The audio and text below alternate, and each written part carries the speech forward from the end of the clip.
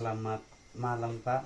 Selamat malam. Mohon maaf saya dalam hal ini datang untuk mewawancarai Bapak dalam hal persoalan-persoalan yang terjadi di sekolah kita. Jadi sebelum saya mulai mungkin saya mohon waktunya Bapak untuk perkenalkan namanya. Nama lengkap Arnoldus Billy. Menurut Bapak kira-kira apa yang menyebabkan motivasi siswa belajar itu bisa rendah dalam proses pembelajaran PJOK, terlebih khususnya dalam materi lompat jauh? Yang pertama itu ya mengenai fasilitas, sangat berpengaruh untuk belajar mengajar karena fasilitasnya tidak sesuai dengan standar. Berarti fasilitasnya kurang Memadai.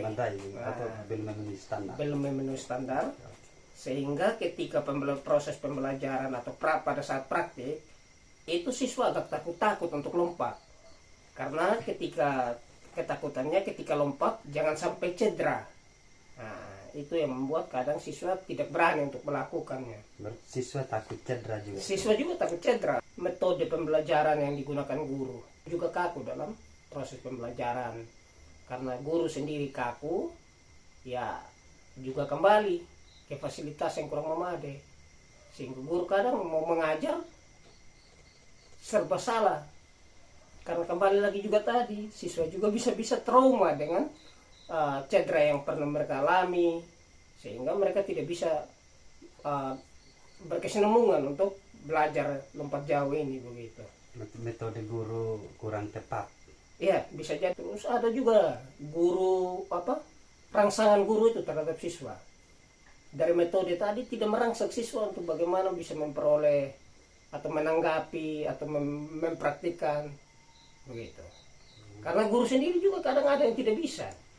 Nah, ya toh? Berarti guru kurang merangsang pemahaman siswa. Iya, karena gurunya tidak bisa, ya otomatis siswa tidak bisa dirangsang untuk bisa memahami juga apa yang menjadi pembelajaran pada saat itu. Contohnya, gurunya sukanya bola kaki dan dia lebih dominan di bola kaki. Dia tidak bisa kuasai lompat jauh hanya karena memang dia harus mengajar lompat jauh. Ya. Yang berikut mengenai ABK sulit mengikuti kegiatan belajar baik teori maupun praktek di sekolah dengan baik. Memang kalau dalam proses pembelajaran berkenaan dengan disabilitas, ya butuh fasilitas yang sesuai dengan kondisi fisik. Nah, dari kondisi fisik siswa itu sendiri otomatis dia tidak akan bisa untuk melakukan apa yang kita harapkan. Fasilitas sarana kurang memadai untuk siswa. Ya, kembali lagi. Dan dia mungkin lebih membutuhkan yang sesuai dengan keterbatasannya. Nah, contoh, siswanya cacat di kaki. Nah, otomatis ketika cacat di kaki dia tidak akan bisa mempraktikkan, contohnya lari, lompat jauh kembali tadi.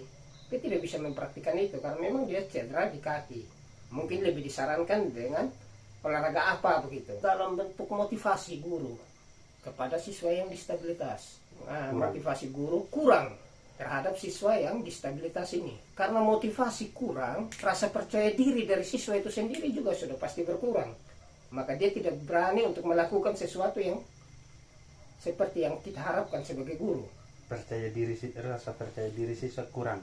Rasa percaya diri siswa kurang karena dia mungkin takut dibully, sudah tidak percaya diri untuk melakukan dengan keterbatasan. Yang berikutnya ya fasilitas. Ya siswa yang disabilitas ya sebenarnya lebih bagusnya dimasukkan saja ke sekolah yang khusus disabilitas atau SLB. Ya. Karena di sekolah-sekolah reguler seperti di sekolah kami ya tidak ada untuk pengadaan yang memang khusus untuk disabilitas. Jadi lebih disarankan ketika disabilitas itu ya dia mungkin ke SLB yang dimaksudkan tadi kan. Ya. Begitu saja Bapak mengenai yang siswa ABK ini. Ya, dan siswa ABK ya butuh motivasi yang kuat. Motivasi yang kuat dari guru itu sendiri sehingga membangkitkan semangat belajar kembali. Pertanyaan yang berikut ini mengenai hubungan kerjasama antara sekolah dengan orang tua murid. Nah, di dalam hal ini siswa tidak rajin ikut pembelajaran PJOK atau Penjas. Kira-kira apa yang menyebabkan sehingga siswa ini kurang atau tidak rajin ikut pembelajaran begitu? Dia tidak berminat dengan Penjas. Ya. Ada beberapa siswa itu mereka rajin ketika mata pelajaran itu mereka minat. Nah, di sini kebetulan yang dibahas adalah mengenai PJOK. Ya, ada beberapa siswa yang memang tidak suka dengan PJOK. Tidak suka. Tidak suka dengan PJOK. Nah, itu yang pertama dari siswa itu sendiri. Mereka malas untuk capek karena sudah pasti ketika praktekan capek. Nah, kenapa demikian? Yang pertama, asupan gizi dari anak itu sendiri kurang. Perhatian orang tua terhadap asupan gizi anak. Sehingga anak itu kadang lemas-lemas, malas untuk bergerak. Nah, itu bawaan dari asupan gizi. Yang kedua, anak-anak zaman sekarang lebih cenderungnya main gadget. Jadi malas untuk bergerak. Game online. Pengaruh game online sehingga mereka malas untuk bergerak. Pergaulan di lingkungan sosial yang maunya santai. Contohnya malam mete. Besok pagi ke sekolah mau belajar PJK, badan sudah lemas duluan. Ya kembali lagi tadi mete-mete, lambat tidur gara-gara game online. Akhirnya sampai di sekolah mengantuk, malas ikut kegiatan PJK. Motivasi siswa itu sendiri untuk sehat juga itu kurang. Untuk bisa berolahraga supaya sehat itu masih sangat kurang. Ya. Nah, mereka lebih cenderung maunya yang itu tadi gadget saja. Game online. Begitu. Apalagi kita di Sumba sekarang baru marak Free Fire, Mobile Legends. Ya. Pola asuh orang tua juga. Pola asuh orang tua yang tidak terkontrol. Contohnya sudah waktunya tidur malam. Anak dibiarkan saja begitu. Nonton TV lah. Atau pergi jalan-jalan dengan teman. Main game sampai larut-larut malam. Jalan-jalan larut malam. Akhirnya pulang ya begitu. Jangankan ikut Penjas, datang sekolah saja sudah lambat gara-gara mengantuk tadi. Gara-gara mete. Jadi itu salah satu beberapa faktor yang berkenaan dengan minat belajar untuk PJK ini. Apa penyebab siswa yang tidak tanggap dengan materi pembelajaran hidup sehat dalam pendidikan jasmani, olahraga dan kesehatan atau Penjas? Mereka tidak terlalu tanggap. Ya. Metode pembelajaran dari guru itu sendiri. Ketika guru menyampaikan materi menggunakan bahasa yang sulit diterima oleh siswa. Bahasanya terlalu tinggi. Iya. Nah, bahasanya terlalu tinggi jadi sulit untuk diterima. Bahasa guru terlalu tinggi. Ya. Sehingga susah diterima oleh siswa atau dicerna oleh siswa. Masih ada lagi mengenai penyebabnya? Faktor lainnya masih banyak.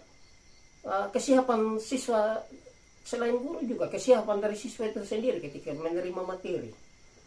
Faktor kesiapan siswa. Waktu menerima materi. Kesiapan siswa ketika menerima materi. Siswanya kurang konsentrasi begitu. Banyak siswa itu mereka kurang berkonsentrasi. Pikirannya kayak melayang-melayang tidak fokus pada saat guru mengajar. Kembali lagi tadi faktor soal sebelumnya tadi. Mereka datang sekolah tapi pemikirannya di luar. Pikirannya game di belakang begitu. Kapan cepat keluar, mau mabar, mau main game. Itu di mengajar. Guru juga itu kadang masih sangat kaku. Metode mengajar guru yang kaku itu karena guru untuk di lingkungannya kita ini update informasinya masih kurang. Update informasi, contoh tutorial tentang materi pembelajaran itu masih kurang karena keterbatasan tadi. Kalau kita lanjut lagi mengenai guru belum optimal dalam guru belum mengoptimalkan model pembelajaran yang kreatif dan inovatif dengan karakteristik materi dan pembelajaran PJOK. Ya, betul sekali. Kira-kira apa itu yang mempengaruhi itu? Guru itu memang tidak selalu dengan kondisi memang tidak bisa untuk harus optimal dalam kondisi lingkungannya kita. Dalam memunculkan satu kreativitas sehingga bermunculan inovasi-inovasi baru masih sangat kurang. Faktor utama dalam proses pembelajaran untuk memunculkan kreativitas dan inovatif ya lingkungan itu kembali juga. Yang pertama, lingkungan sekolah sudah sempit, tidak ada lapangan bola. Bagaimana kita mengajar anak bermain bola sementara lapangan bola tidak ada? Faktor lingkungan sekolah. Nah, kondisi sekolah yang fasilitas. Kondisi sekolah atau kondisi sekolah? Kondisi sekolah saja. Nah, itu salah satu faktor pendukung untuk guru itu bisa kreatif dan inovatif. Yang berikutnya lagi, guru-guru di daerah terpencil kurang update informasi kembali tadi. Nah, sehingga pemahamannya juga terbatas mengenai pembelajaran yang inovatif dan kreatif. Jadi pemahaman guru terhadap pembelajaran inovatif masih kurang. Masih kurang. Atau kurangnya pemahaman terhadap guru. Sehingga mau memunculkan hal yang baru saja itu susah-susah karena memang dia tidak bisa update informasi. Dia tidak bisa update informasi sehingga dia mau berkreasi bagaimana kalau faktor-faktor pendukung ini tidak ada. Begitu. Dia tidak bisa dapat. Apalagi sampai pada tingkatan inovasi tidak mungkin. Berpatokan pada modul-modul saja yang ada, buku-buku yang ada. Untuk lebih lanjut bagaimana mengembangkan itu serba terbatas, kaku, karena literaturnya kurang sekali literatur. Kesiapan perangkat guru juga ini kadang dengan kurikulum yang terus diperbarui, guru itu sendiri juga bingung mau urus kurikulum atau mau mengajar karena perubahan kurikulum, sehingga guru itu tidak bisa fokus.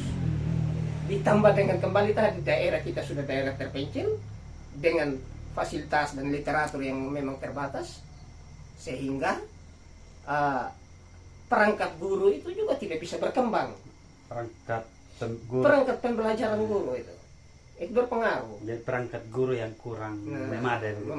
Kurang memadai. Sarana prasarana lagi kembali lagi tadi itu juga tidak mendukung bagaimana mengoptimalkan kreativitas dan inovatif. Iya. Bapak, kita lanjut lagi di pertanyaan yang terakhir ini Bapak. Mohon maaf terlalu banyak mungkin pertanyaannya. Ya, lanjut. Hanya apa yang menyebabkan si guru belum maksimal dalam memanfaatkan teknologi dalam pembelajaran PJOK? Memanfaatkan teknologi sementara listrik saja sudah tidak ada, sekolah saja belum punya listrik, jangankan listrik, jaringan internet saja tidak ada, HP Android saja tidak ada. Guru hanya pakai HP center, pakai center jalan kalau malam, untuk pengaruh listrik tidak ada, cas nitip. Juga yang mudah dapat jaringan toh Bapak. Jadi minim sarana prasarana. Minimnya sarana prasarana teknologi itu minim sekali di sekolah-sekolah. Oke, baik. Nah, guru ya hanya namanya guru tapi tidak semua juga bisa paham lebih-lebih dalam perkembangan teknologi. Sudah di daerah terpencil tidak bisa update informasi, otomatis dalam bidang teknologi guru itu lebih kalah. Kadang siswa lebih hebat dari guru. Guru kurang paham mengenai teknologi. Gara-gara guru lebih fokus mengajar, sudah tidak lagi bergaul dengan perkembangan teknologi. Yang terjadi guru tidak bisa sudah, malah justru siswa yang lebih paham dengan teknologi. Jangan itu operasi Android masih banyak kami yang belum tahu. Apa itu WA, apa itu Instagram, apa itu Twitter, Facebook, malah masih ada yang belum tahu. Ketik saja di Android kaku-kaku bagaimana? Berarti apa namanya ini kita menyimpulkan bahwa guru kurang paham mengenai IT atau teknologi. Iya, guru bukan kurang paham, bahkan tidak paham lagi. Tidak paham tentang IT atau teknologi. Nah, sebaliknya juga di beberapa tempat, selain di tempatnya saya, juga ada guru yang memang juga paham. Namun kembali juga siswa lagi yang kurang paham. Namanya naikkan kembali lagi kita di SD itu. Nah, belum bisa operasi juga apa? Siswanya kadang ada yang orang tuanya mampu ya, dia sudah bisa paham tentang IT itu. Tapi bagaimana dengan yang orang tuanya tidak mampu? Jadi ini keberadaan orang tua begitu berpengaruhi atau ekonomi orang tua. Keberadaan orang tua itu juga sangat berpengaruh ekonomi orang tua. Bagaimana anak kalau kita mau paksakan dia untuk mengerti IT sementara orang tua saja untuk beli makan di rumah sendiri cukup, bagaimana dia bisa beli barang-barang elektronik sebagai faktor pendukung kan? Begitu. Jadi orang tua apa untuk wilayahnya kita ini untuk dipaksakan untuk harus memahami IT ya mungkin masih butuh waktu lah, karena faktor pendukung jaringan, ekonomi, tingkat pemahaman tentang IT, sumber-sumber itu masih sangat-sangat minim. Iya. Nah, begitu.